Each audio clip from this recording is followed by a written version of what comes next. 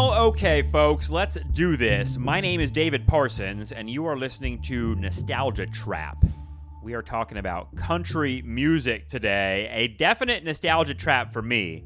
Back in the 1990s, when I was in high school, country music had sort of a big pop moment with Garth Brooks and Alan Jackson and Reba McEntire, Shania Twain. The list goes on and on.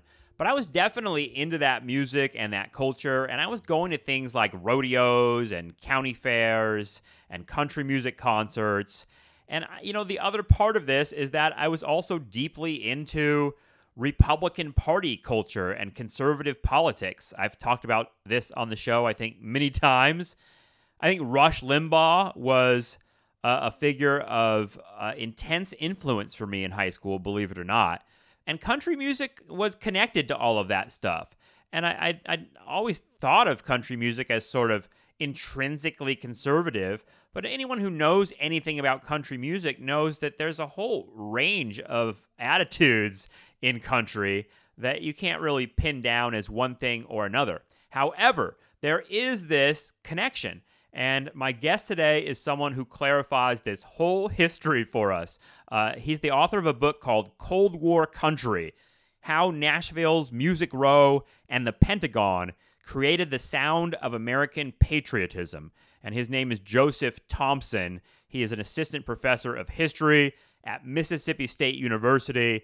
And this was a super fun and super illuminating conversation because I had no idea that there were so many literal connections between the U.S. government, particularly the U.S. military, and Nashville in sort of cultivating this relationship and this connection between country music and a kind of nationalistic, militaristic set of attitudes. So this is a music story as much as it is a Cold War story. So I hope you enjoy this conversation, and if you do like this kind of stuff, we've got more than 10 years of interviews and bonus content and videos on our Patreon page. You can sign up and subscribe and check out all that stuff at the link in the episode description, and we appreciate that very deeply. Okay, let's get to this conversation. Here is me talking with Joseph Thompson.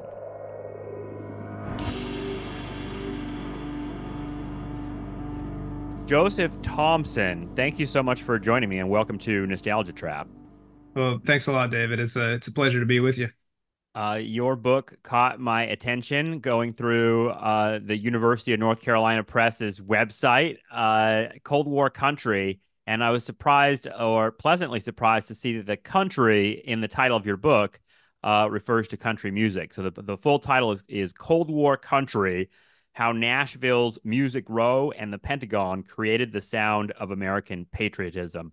So again, thanks for joining me, because this is a subject that is near and dear to my heart in a lot of ways, because I think I've encountered this subject just in being a music fan over the years. Yeah, sure. Yeah. Well, thanks for having me. I went back and forth a little bit about the title of it and how best to signal to people that it is indeed about music. And so the subtitle, although it is a mouthful, hopefully takes care of the true nature of the book. The introduction to your book mentions 9/11 as this kind of fulcrum. And just for people that are my age, that kind of came of age in the 1980s, 90s, 2000s, country music played a very particular role. And if for whatever reason, it was very popular when I was in high school in the 90s due to like Garth Brooks and like pop figures like that. And I really sort of, I went to, not to go into my own personal biography too much here, but I recognized a lot in what you're talking about in your book, because sort of like intersection between country music culture and military culture, patriotism, even sort of jingoism and all that sort of stuff. And I associate my own attitude towards country music with my own sort of like awareness of all of those larger forces, if that makes sense.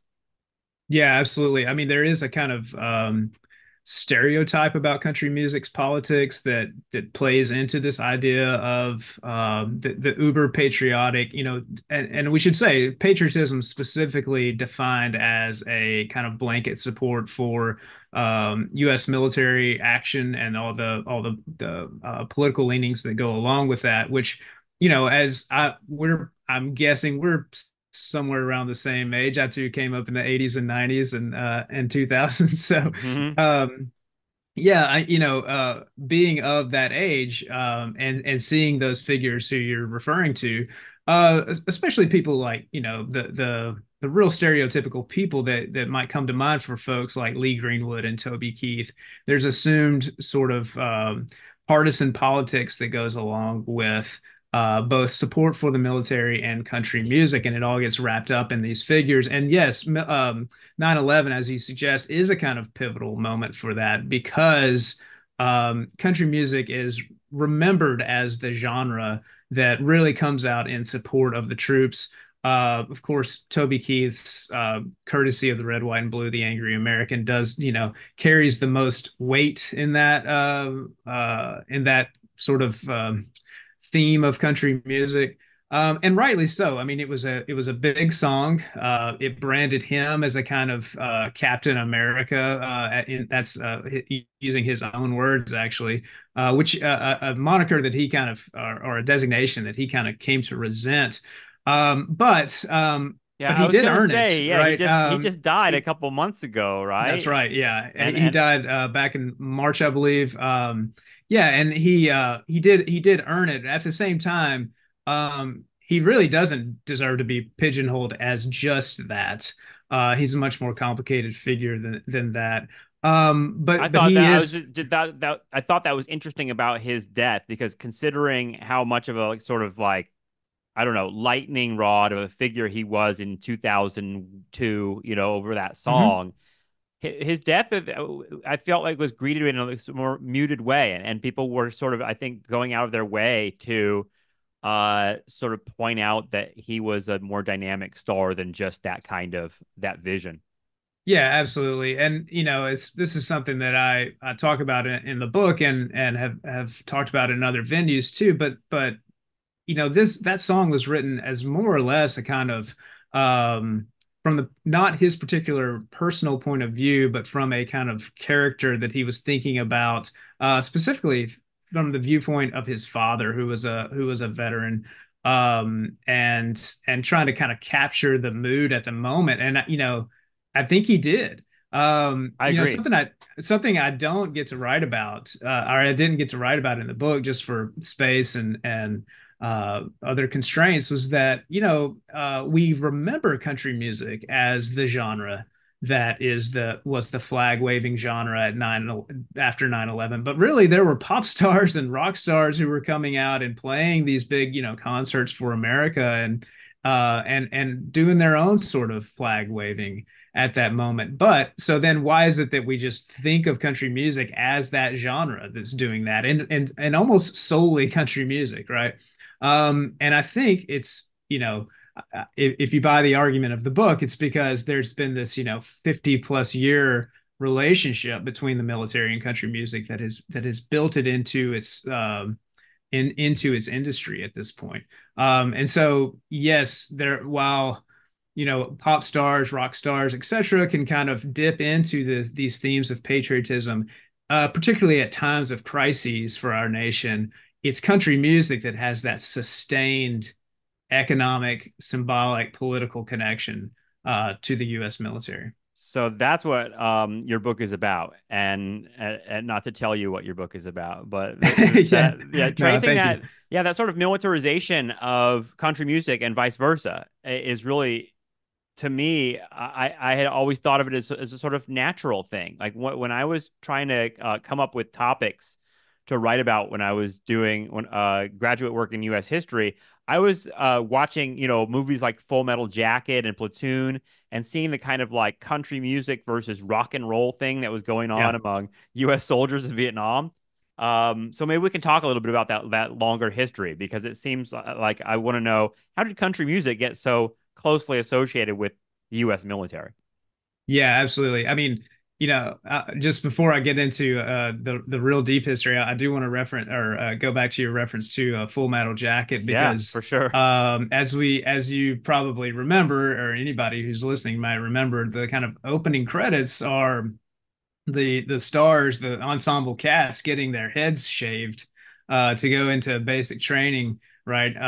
And the soundtrack to that is Johnny Wright's "Hello Vietnam." Write me while I'm gone. Goodbye, my sweetheart. Hello Vietnam, right? And I write about that particular song in the book at length because yes, it was recorded by Johnny Wright and it plays in Full Metal Jacket for this kind of corny. It's supposed to be, played for ironic laughs, I think, Right, to right. Yeah. show that like, oh, these guys are getting ready to be shipped off to, almost certain death or dismemberment or trauma of some sort. And here we have this sort of kind of sing-songy country song that just sounds corny in that moment. But I want to, number one, I want to push back that song is that corny. I think it's actually pretty poignant because I don't think it is a full-throated endorsement of Vietnam by any means. I think it's a real song about fear and trepidation. But recontextualized in the 80s by Stanley Kubrick, it plays for this ironic these ironic laughs. But I think more importantly, that song was written by Tom T. Hall, which is he's a figure who appears multiple times throughout the book. He himself was a an Army veteran, discovered his talent for writing country songs while serving abroad in Germany, then comes back to the United States and launches his civilian career in country music and becomes one of the most successful country music songwriters of all time. He's a Hall of Famer. People, if you don't know him straight up, you may know, Harper Valley PTA, which he wrote, which is a big hit for Jeannie C. Riley, number one country and pop. But anyways, that trajectory that Tom T. Hall followed from a kind of rural Southern background into the U.S. Army, finding his voice and his talent for country music while serving amongst his, a lot of them fellow Southerners, but not necessarily. But he finds an audience, a ready audience for country music in the military, and then launches a civilian career into that industry. That's a story that I tell dozens of times throughout the book because it was such a common occurrence once I got digging into these guys' individual stories. And so that kind of gestures at Yeah. your question really, which is, how did this really happen over 50 years? And it has a lot of pivotal figures and pivotal moments. The Korean War is a pivotal moment for country music, and some of the early industry figures in that genre.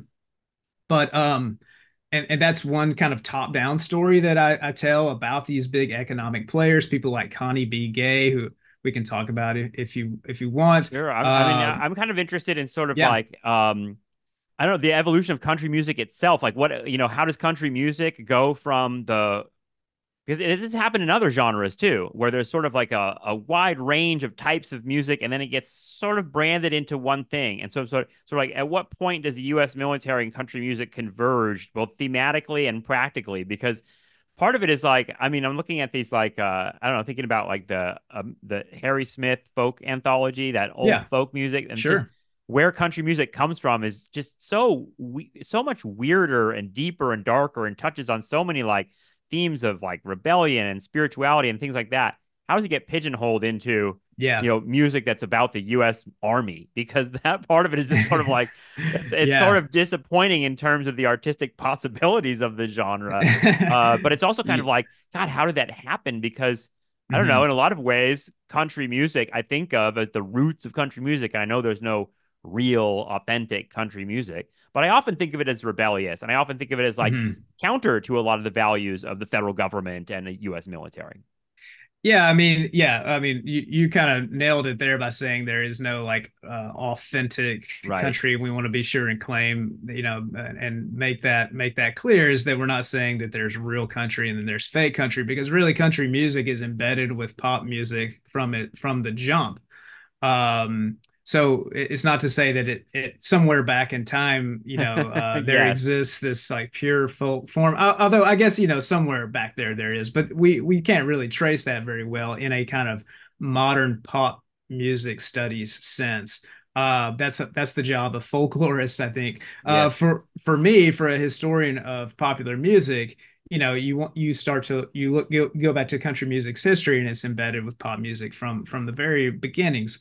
But to get to your question, there is a sort of road not taken, both in terms of politics and the sort of image cultivation of country music. So how is it that it became this sort of, even though it has these rebellious threads throughout, it does get sort of painted as this kind of squeaky clean, down home, appropriate music to be associated with the US military. And that's no accident, right? This was a concerted effort on the part of industry actors and politicians as well, who had a real stake in country music's success. So just to throw out a couple of figures here to illustrate that, the guy I referenced just a minute ago, his name was Connie B. Gay. Hmm. He owned radio stations and television stations, and was a concert promoter, artist promoter around the Washington D.C. area, beginning in the late 40s, and really his success takes off in the 50s and 60s. He's a guy who sees that there's a sort of captive audience for the musicians that he wants to promote during the Korean War, and he wants to tap into that market. So he travels to Korea with Grandpa Jones, country banjo player, later a star of Hee Haw and the Grand Ole Opry.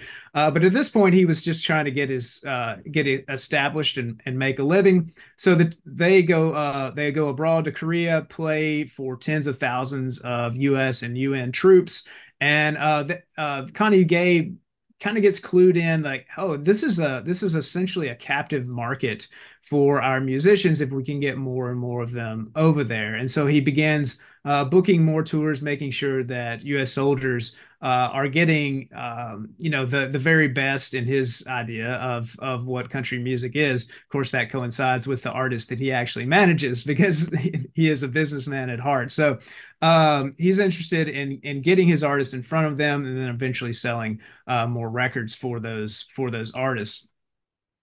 So he's an interesting guy, because not only does he see the real potential for those military audiences and selling to them, but he's also interested in, really, and this gets to what you are asking about, I think, he's really interested in burnishing the image of country music, taking it from something that was at once called hillbilly music and had this kind of derogatory sense about it, that this was the music of unlearned, unread, unwashed folks from the hills or wherever, Hmm. taking that to town, cleaning it up, and making it something that's going to be sellable and appropriate for the kind of rising middle class of post World War II America. And he does a fantastic job of it. He not only is he able to own these radio stations and push country music that way, but he books a television show in Constitution Hall, another effort to kind of make this music look respectable. And in doing so, he's making it not only sort of cleaning it up, but he's also tapping into this idea that this is the real folk music of America, just modernized for the mid-century audience, right? And in that sense, he's tapping into this kind of Cold War ethos of American exceptionalism. I think this is the real music of America, and that matches really well with some of the political messaging from people like the Tennessee governors at the time, Frank G. Clement. He would go around to places in New York, letting people on Madison Avenue, advertising agencies, letting them know that, hey, country music is not what you think it is. It's not a bunch of barefoot people in overalls. Now we're professionals. This is a big industry in Tennessee, and there's a big audience for this in middle class America. Mm. And so if you want to sell your products, whatever that is, milk, cigarettes, etc., why not pair it with country music? Because country music is booming. And so you have this kind of commercial vector coming in with the political messaging, and it all kind of coalesces in the late 1950s. And so in that sense, as it becomes seen as this element of American exceptionalism, and it's something that's clean cut and down home, it makes perfect sense that would then be aligned with the military in Cold War America. Wow. And when I think of the late 50s, I'm also thinking about rock and roll music. And I know you talk about Elvis in your book, but Yeah, it seems like he's kind of a perfect bridge figure in some ways between these populations, right? And I mean, he even is in the military himself at some point while that's he's a right. star, right? Yeah, that's right. It's interesting because I have two chapters in the book really that are about Memphis and Elvis. The first chapter talks a lot about the musicians who aspiring country musicians who went into the military, found their talent for it, or at least honed their talent some more for it, and then landed in Memphis after their time in the service. A lot of them kind of landing at Sun Studio, and began making what we now think of as rockabilly. Elvis is exceptional in that he doesn't go into the military until after his success takes off. But he is interesting for a few reasons. I mean, in one respect, well, first of all, we have to kind of recontextualize Elvis as a country musician, which is really what he was, right? The country music press considered him one of their own. He was being voted, best country artist in these fan magazines in the 1950s. So before there's something called rock and roll or even rockabilly to label him, his race and his region and his repertoire all made him more of a country artist than anything else. No one else, there was nowhere else for him to go, essentially. I think of him as a really one of the prime representatives of Southern culture too, and just the way he presented as a good Southern boy with his mom and dad, and that sort of I don't know. I think of him as very much like kind of a delivery system for Southern. I don't know, a certain kind of image of a Southern Yeah, young gentleman. sure. As ironic as that is with his other image of like the guy that's corrupting the youth.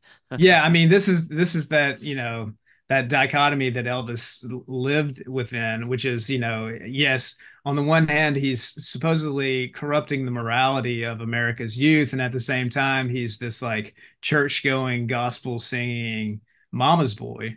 Um, yeah, and what's interesting to me is how his career, particularly once he enters the military and the kind of transformation that creates for him. It was interesting for me to think about that as a sort of analog to what the military promised to do for all of its enlistees, which was, clean you up. We're gonna make sure you understand priorities. We're gonna turn you into a man on the straight and narrow. You're going to defend your country, which is this honorable job particularly in Cold War America, and you're going to come out the other side of that a better person and sort of on the trajectory for working class people. There was a promise of a sort of upward mobility from that because of benefits like the GI Bill and the kind of job training that one would have gotten while in the service. And so, yes, on the one hand, pre 1958, Elvis is still seen as this threat to American morality that the U.S. Special services and the recruiting service actually don't want anything to do with him because they say, well, he just appeals to young women, and we're not trying to recruit young women really very much.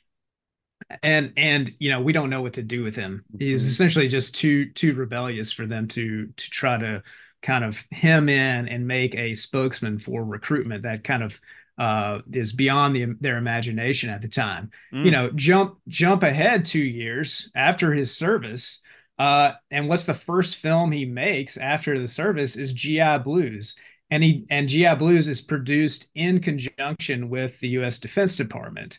So it becomes a kind of recruiting tool in a way, because here you have Elvis kind of, uh, dancing around and singing with Fraulein's, making the making the U.S. Army seem like kind of fun, maybe. Yeah, yeah.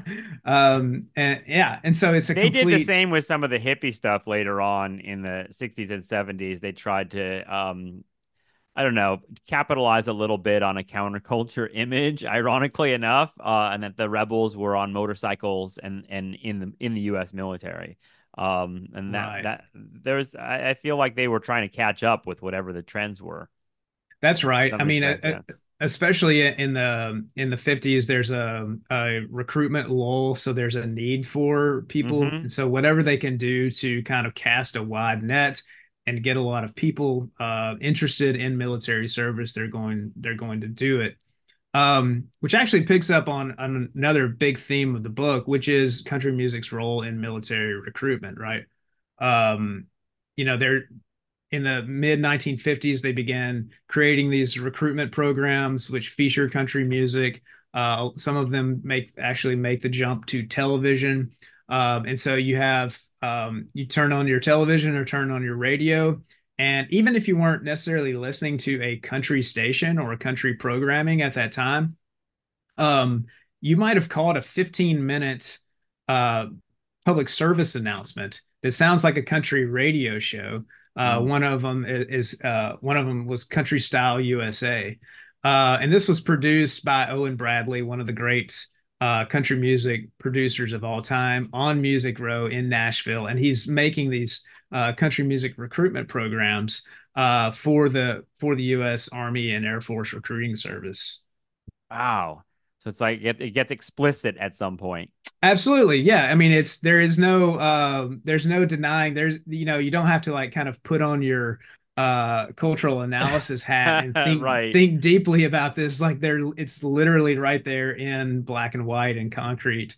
They're making this for the US Army. Well, how much of this is part of like a larger sort of complicated attitude in Southern culture and the history of the American South towards the federal government and towards the United States military? Because I'm thinking about rebel flags and Leonard Sure. Skinner and the sort of like middle finger up to Yeah. Yeah. Uncle Sam. Like, how do those things come together? Because it seems like a deep tension in Southern culture and I guess country music culture too.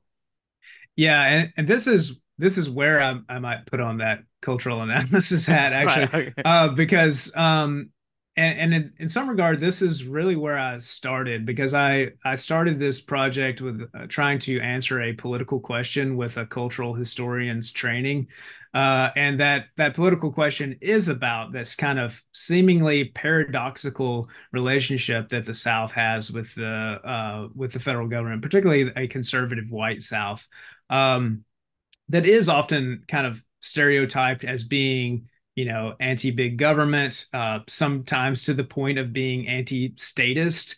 And at the same time, federal defense spending was, one of the largest economic drivers in the region, particularly in the mid 20th century, when all of this is beginning to shape up between the country music industry and the Defense Department. So yeah, it was kind of like, why is it that you can go to work for a defense contractor or have a military installation in your part of a state, and all the kind of ripple effects of economic benefits that come from that, and at the same time have this sort of anti-big government stance, or when it comes to this sort of embrace of Republican conservatism, particularly from the 1980s forward. So it was kind of trying to figure that out that led me down this hole of country music and the military,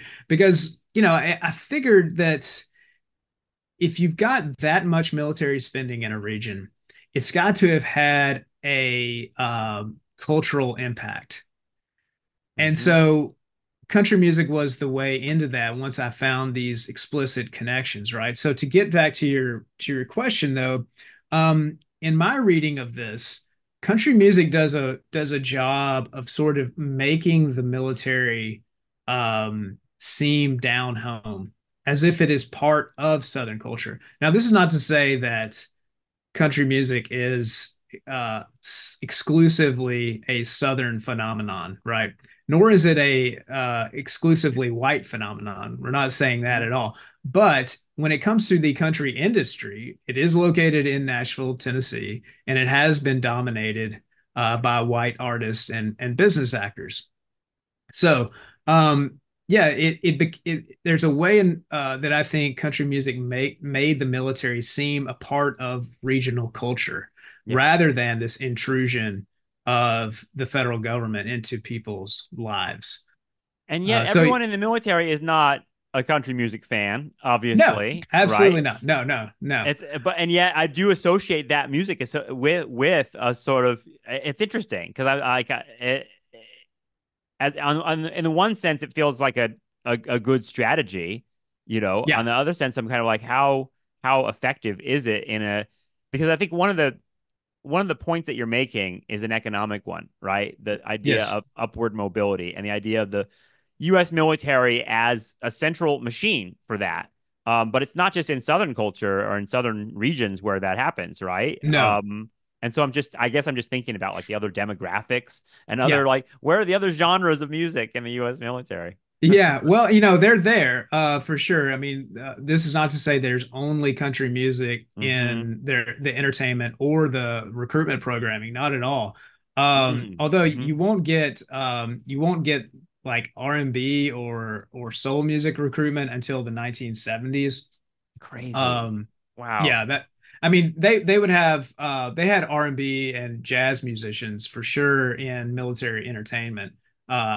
Absolutely. Going back as far as you want to go in the from World War II forward anyways. But so then why is it that country music has this connotation that you Right. found so natural seemingly? Yeah, right. And I think part of it is there is a well, it's to take the military's word, it's that they recognized there was a pipeline of recruits coming from the U.S. South, and it was in the 1950s and 60s. It was primarily white recruits. They assumed, rightly or wrongly, they assumed that those musicians, or excuse me, those recruits wanted to hear country musicians, and so they embraced country music as a part of their recruitment programming. Now, not the sole part of that's not the sole genre Mm-hmm. of recruitment by any means, but it is a huge part of it, to the point that it made up a majority of or excuse me, it made up about a third of the music programming on recruitment television shows was country music by Wow. the Yeah. 1960s. So you were going to hear country music and associated with that with the military at some point. It's interesting too because military service has a way, and this gets to your sort of interregional question, which is that country music has a way of making fans of soldiers because they're a captive audience and they hear it a lot. I Yes. can't tell you how many times like I've had people say to me like, "Oh yeah, I didn't realize why I became a country music fan in the military, but now I understand that it was we were inundated with it." That So seems yeah, natural. Yeah. it seems natural, right? Yeah. That's funny. I'm thinking about Kubrick again, not just Full Metal Uh-huh. Jacket, but in Doctor Strangelove, and that like the idea that the cowboy that is Yeah. riding the Sure. bomb, Yeah. and like that sort of correlation between that sort of like cowboy culture and the nuclear war. It's funny Yeah. because Christopher Nolan just made that Oppenheimer movie last Yeah. year, and there wasn't a lot of country music in it, but I feel like you could do another cut, another edit, like a country edit of Oppenheimer with all of those country songs about the nuclear bomb. I don't know if you heard many of Sure. Yeah. those. Yeah. Absolutely. Yeah. Yeah. Yeah. You must Yeah. have, obviously. Yeah. Yeah. Yeah. But Bear yeah, that Family Records put out a whole box set of that atomic atomic songs. Yeah. Yeah, that documentary Atomic Cafe Yes. features a ton of that country music with the like just literally like celebrating the nuclear bomb and like that sort of thing, and a lot of weird takes on it. Uh, Yeah, well, I yeah. mean, those songs are interesting, and I get at this a little bit in the book, but I didn't spend a lot of time on it.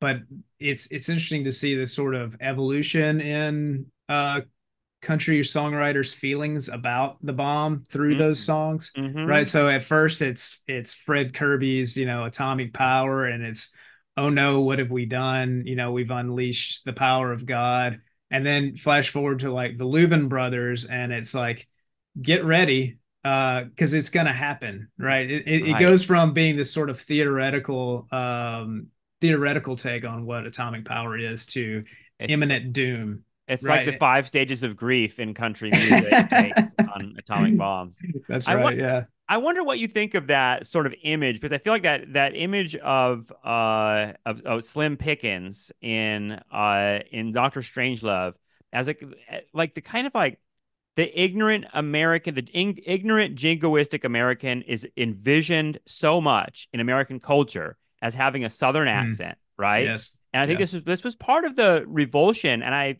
include myself around George W. Bush being Mm. president during 9/11. It's like, oh God, we have a cowboy. That must mean all these things I associate with cowboy culture. So that kind of like that guy, Slim Pickens, who's like, golly, we going to Vietnam. Yeah. Yeah. It kind of there is an association, and maybe this is liberals or East Coast people that have this association. But what do you Hmm. think of that? Because it seems like it goes to a little bit of what you're talking about in your book is the kind of Yeah. correlation between like military culture and being Southern.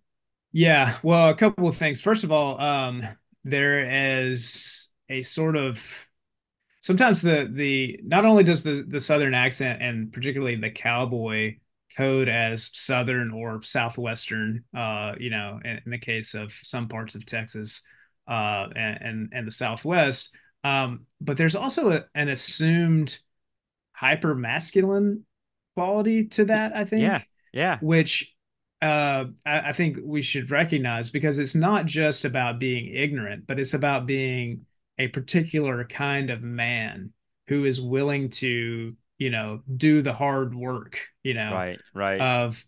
well, I'm gonna ride the bomb at the end, right? Into to glory or whatever. Yes, I mean, it's, again, Kubrick plays it for laughs, and it's, objectively hilarious, but um It's but also it leans on that stereotype though. yeah, Like I just like exactly, that he's like exactly. Yahoo, like It's a it's a man's Bugs Bunny cartoon. Yeah, right. It's a man's man, and which was I think, part of uh, George W. Bush's embrace of that cowboy image and the cultivation of his image as, a rancher out there, perpetually clearing brush on his ranch.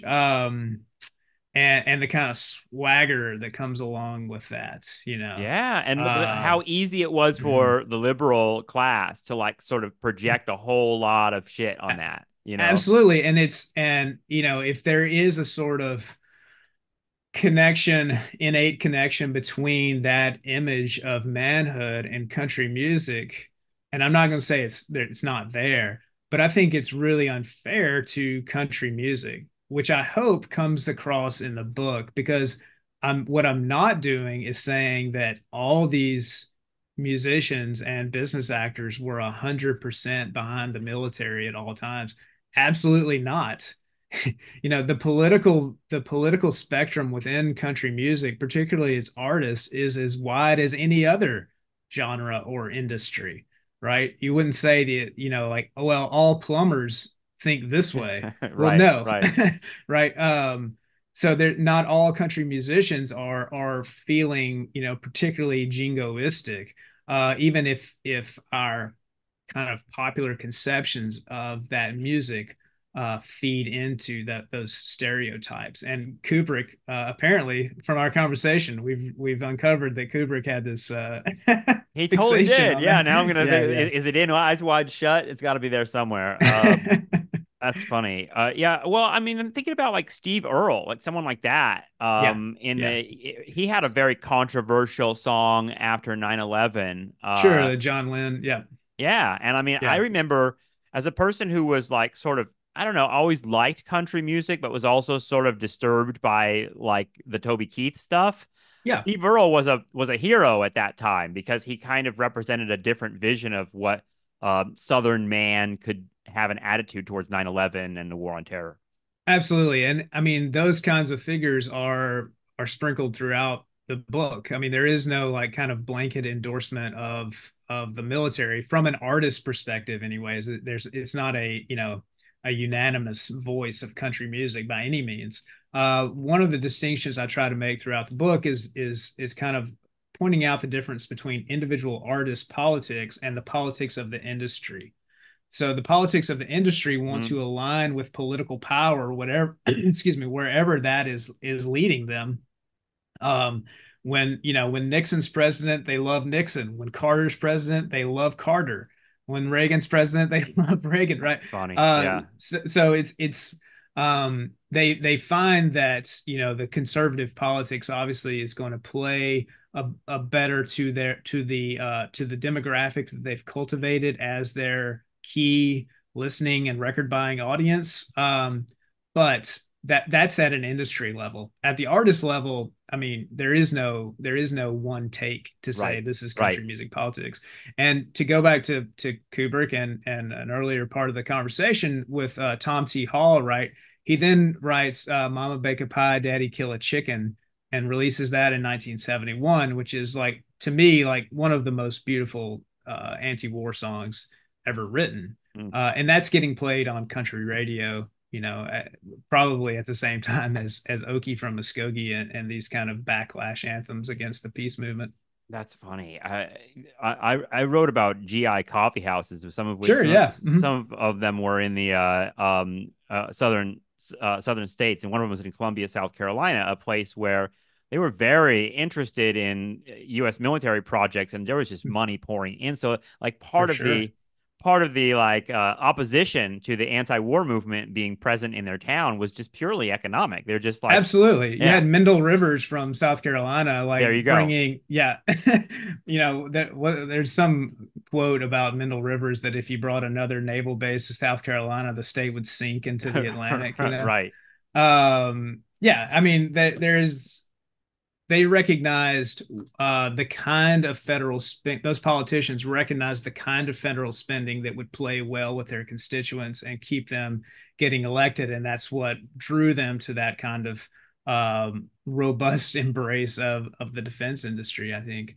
And then this maps on to what country music is doing for its own benefit, we should say. It's not just benefiting the United States military that country music is willing to make these recruitment shows and go on these tours to installations around the world, but it's also helping to sell more country records than ever, right? So by the late 60s, it's almost three-quarters of the records being sold at the European PXs are country music records. Wow. That's a different take on what military life sounded like than someone like Stanley Kubrick would, or maybe he's a bad example, but a lot of kind of baby boomer era Yeah. versions of what the Vietnam War sounded like. That's a very different story, a very different sort of soundtrack.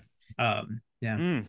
I mean, all of this seems to fit into like some uh, pieces of the historiography that are very familiar to me yeah, about the Southernization of America, yeah. after World War II and that sort of thing. But it also, what your story adds this, and I wonder how you would respond to this if you think I'm onto anything here. But it seems like you're also talking about not only how America became Southernized, but how Southern like how there was also like a reverse thing happening where like Southernization has become Americanized, if that makes sense. So in other words, like as Southern culture gets exported and there are people in all regions of the country wearing cowboy hats and things like that, something of Southern culture is also washed out of that as well as people embrace. And I'm thinking about this Tim McGraw video I just watched that Hmm. was just all about trucks.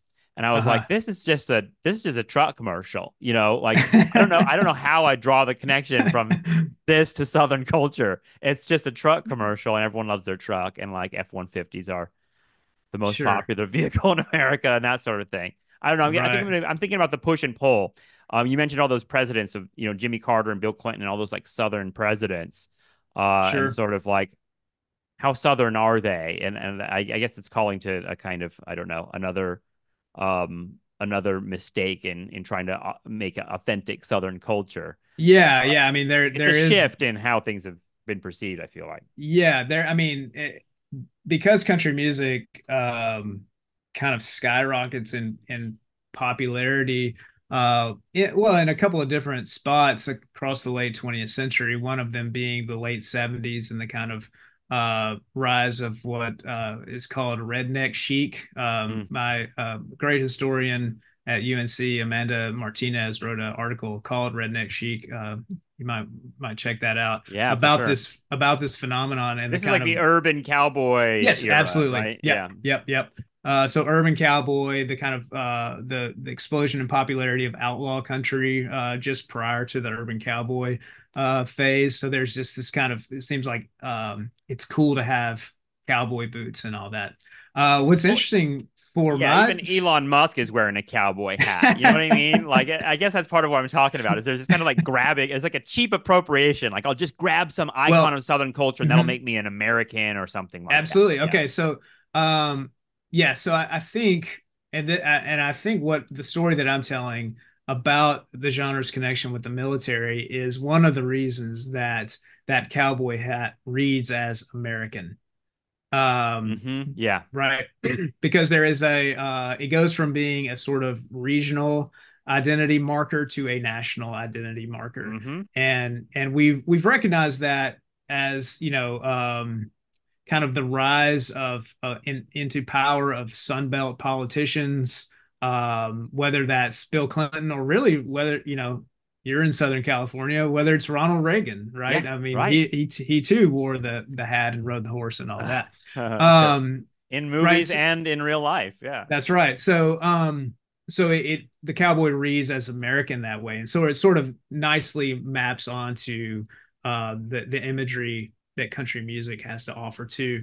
And so yeah, we've recognized that as a political story, but I think this gives us another angle into that, which is about not just electoral politics, but about government institutions and how they've aligned with this kind of Southern culture as well. Yeah, yeah. I mean the soundtrack. If it's so interesting to me and that's why I thought of Oppenheimer because like the soundtrack to the Cold War, one of those soundtracks and an important one is country music, and how it becomes a sort of almost official soundtrack is Yeah. so intense. I'd never really thought about it as such like a part of a practical operation of an industry and an intentional sort of creation. Yeah, absolutely. I mean, when we talk about the industry, there's the men and women who are making the records. And when you go back to the 1950s and 60s, a lot of that's happening on Music Row, 16th Avenue South in Nashville, and the kind of surrounding neighborhoods of that.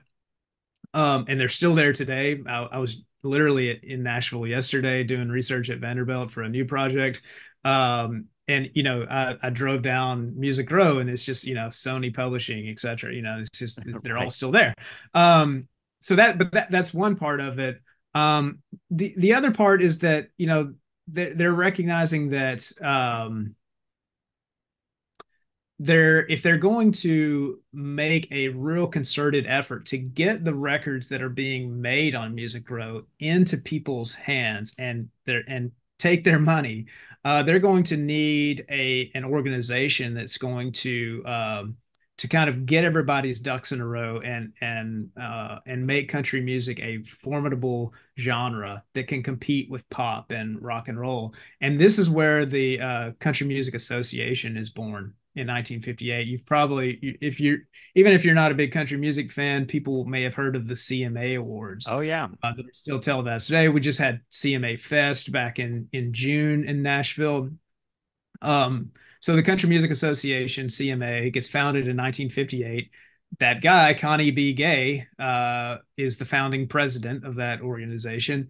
And they're really the driving force that says, hey, let's cozy up to the military brass and these conservative politicians as much as possible, because that's really good for our bottom line. We're able to sell more records than ever through these outlets. Mm. And not only are you selling records and playing the music for GIs at home and abroad, um, but you can't police those airwaves, right, on the Armed Forces radio and television service. So you're getting all these foreign civilian listeners as well in places like Germany and Southeast Asia, where we have all these installations because of the Cold War. So you're not only growing your kind of displaced domestic audience, but you're also growing your international audience as well. God, that's just incredible. I mean, to me, like it's. I'm thinking about other genres of music that their industries like rock music would see the money, that you're talking about. Like in one sense, it's just a straight business decision. We're gonna hook ourselves Yeah, up to the yeah, money pipeline that is the U.S. military. But there's also that's like right.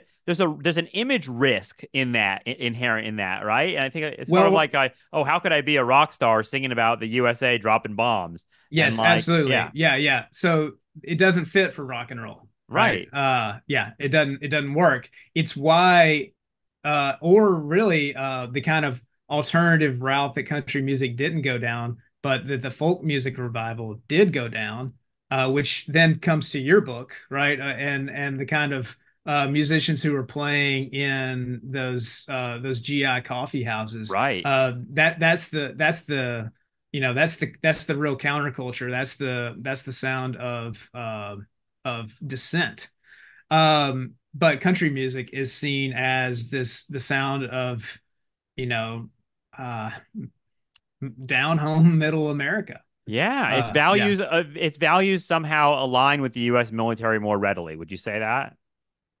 Um, And I say it, I mean, like, as if there's just one country music again. I'm sorry, but like yeah, I guess the well, type of country music that the U.S. mhm. military is promoting. And that the CMA is pushing and these kinds of things. Right. I would say there are pop.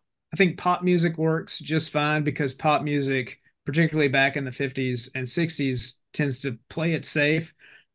Right. That's not a space of a lot of experimentation or strong political stances that are going to make it seem countercultural, right? Right. It's Right. not quite there yet. um so pop music, old school pop music works, country music works. Here's the thing though, pop music doesn't need the military to grow its industry. It's already popular, right? Right. By its very nature.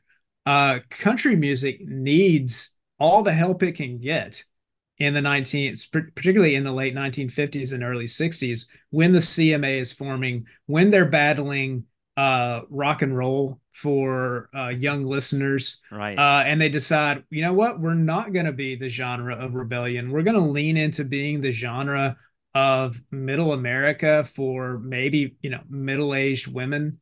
Um, there's the Wow, and a famous, culture yeah, war follows. I mean, it's yeah, sort of yeah, yeah. Hmm. incredible because I mean, you fast forward to like I don't know the redneck image that Kid Rock leans on. You know what I mean? I mean, it's Yeah. very much like the roots of it are back then. That sort of split and that sort of strong identification.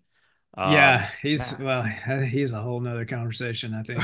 Well, I mean, yeah, I mean, at some point we become less historians and more just like music fans and commentators. But I don't Sure, know. Like yeah. I listen to, I love country music and I love all kinds of country music, but I also like country radio, pop radio that I hear just like in restaurants and stuff like that. I just cringe at it. And Mm, I think it's partly that's maybe just me being older and like all pop music sounds like that to me. yeah. But I don't know.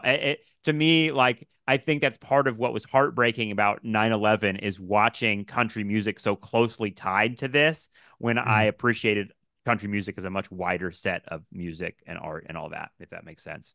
Yeah, it does. I mean, to be fair, there is a sameness to a lot of pop country Yeah. that you're going to hear on the radio for sure. But that's a tiny slice of what country music is, and that's always been the case. I think I was having this conversation with someone else the other day. It just this student was talking to me about like where did all the good country music go? And I said, I think we might be living in a golden age of country music, Mm, honestly. mm. I mean, you've got so many great artists. Now, you might not hear them programmed on your local country radio station, but I mean, my goodness, I mean, even just going to like to festivals and this kind of stuff and look at their lineups, it's like, wow, there's so much country music happening that country is really, to go back to something I said earlier, it has these moments of just exploding in popularity. I think we're in another one of those. I mean, Post Malone made his Opry debut recently, right? The If Tracy Chapman, Luke Sure, Combs stuff. sure, I mean, yeah. we could go on and on, and yet what's interesting about that, and because we did a whole show about Fast Car and that Oh, song, okay, but yeah. but just how much it's not attached to a U.S. military jingoistic stereotype, No, right? no. Yeah, I mean, yeah. Those kinds of songs I think have always existed in country music. So to say that country music's politics, even at the industry level, is this, yeah. and just this, is does a disservice too. And I don't mean to say that. I No, your story is at about the construction, like back behind the yeah, closed doors, what yeah, they're doing yes, to engineer this stuff, which I think is incredible. Like that's the story to me, and the fact that yeah. like I didn't really understand where this association came from, but now it makes so much sense that it's partly astroturf, right? It's partly like Well, it's a marriage of convenience, I think, yeah, is what it is. Yeah, I think that there is real support for the military there. Why wouldn't there be? yeah, It was the part of that Cold War consensus. of course, Yeah, that the American military was doing the right thing. So why wouldn't they support? Of course, it's not controversial at all to go back to the 1958 and say, hey, we're going to make a country music show that promotes military recruitment. yeah. Of course, yes, sounds great, right? No, totally. Yeah, I mean yeah, that's what's so great about like Okie from Muskogee, which is so often like a song that people use to like indicate the culture war. But the fact that yeah, Merle Haggard sort of has his tongue in cheek while he's singing this song, totally, right? yeah, And like yeah, and he seems like someone who understands the like sort of different streams that we're talking about in just this conversation, which is oh like yeah. like how to sort I of play mean, that. Like we still fly Old Glory down at the courthouse. Like he knows exactly what he's doing. absolutely. I mean, the guy was one of the best songwriters in American history. Of course, he Yes. knew what was going on. Yeah, he's no fool. And his politics are all over the place too. So you can't pigeonhole him either. And we to take it back where we started. That's he's a model for Toby Keith. I mean, Toby Keith idolized Merle Haggard. You're right. Yeah. So it's Hmm. it's no, with the benefit of being this on this side of 9/11 and this side of Toby Keith's death and all that, we can look back and be like, oh, let's forget the kind of fallout with the Dixie Chicks and the kind of politics that emerged from that song. In that moment, imagine Toby Keith in that moment writing that song. He's got to be thinking, "I'm channeling Merle," Totally. Yeah. Yeah. Yeah, yeah, Oh yeah. And when you think about it that way, it's like it works on so many levels. It's like it works as satire, it works as a shot from the heart, and I think it really, you're right, does capture 100% the mood of a huge portion of the country. yeah, absolutely. Yeah. Joseph Thompson, thank you so much for joining us. I want to say the name of your book before we go. It's called Cold War Country: How Nashville's Music Row and the Pentagon Created the Sound of American Patriotism. Super fun talking with you. Thank you. Yeah, absolutely. Thanks a lot, David. I appreciate you reaching out and having me on. Well, all right, my friends. I think that's going to wrap it up for Nostalgia Trap this week. I want to thank my guest, Joseph Thompson, for coming on and talking about country music and honestly educating me about a lot of things that I've never really known before, but had a sense about. And go check out his book because there are a lot more details there. It's called Cold War Country. And I've got links to that and the Patreon page where you can enjoy lots of our bonus content, including our News Trap episodes with Justin Rogers Cooper. Go give that stuff your attention. We appreciate it. And we'll talk to you very soon. Take care. Bye-bye.